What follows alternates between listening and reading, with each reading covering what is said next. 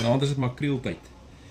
Dis 'n underrated vis, soos baie van hierdie visse wat ek glo nie regtig hulle erkenning kry wat hulle moet kry nie. Maar dit is 'n vis wat jy so bietjie moet hanteer en voorberei.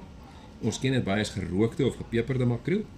Hulle koppe is al klaar af en hulle is klaar skoon gemaak hier binne. Jy kan sien ons het klaar skoon gemaak en alles.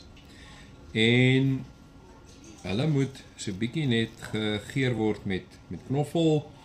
So ek het klaar sommer knoffelhuisies gesny hierso. En dan ook 'n bietjie sommer net roosmaryn, gedroogde roosmaryn wat ek sommer daarmee gaan saamsit. Jy kan timie ook bysit as jy wil. En dan baie belangrik, swartpeper. Hy hou van swartpeper en lekker goeie sout. Grove sout. Dis wat hierdie vis nodig het. Jy kan so 'n bietjie olyfolie ook by gooi en later sal ons dit net so 'n bietjie oorsmeer voordat hy op die kolle gaan.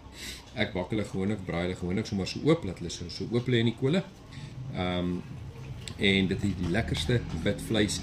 Baie mense kan nie glo wat hulle eet as hulle dit eers geproe het nie. En ons koop dit gewoonlik maar in die winkel in 'n pakkie en dan sit gepeperde makreel. So hier gaan ons gaan hom eers bietjie snysels inmaak en dan die knoffel en so insit en op albei kante en dan bietjie knoffel binne-in ook sit en hom net dan met peper en sout geur. Hy het nie baie meer as dit nodig nie. So hier gaan ons nou bietjie geursel insit van hierdie roosmaryn, sommer droë roosmaryn wat ek gebruik. Die beste is as jy vars kan kry. Ek was nou nie by die winkel vandag om vars te kry nie. En timie is ook baie gewild. Maar die groot ding is, hierdie het 'n baie kenmerkende geur hierdie vis.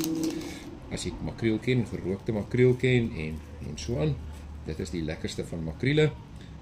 Wat gepeper is baie keer. Ek het groot geword met gepeperde makreel tot ek eendag hierdie vis vars gekoop het en gedog het kom ons probeer iets. En eerste keer was nou maar net sonder enige geursels en dan deur die vinnig, die vis het so bietjie iets nodig ook om sy wildheid uit te haal.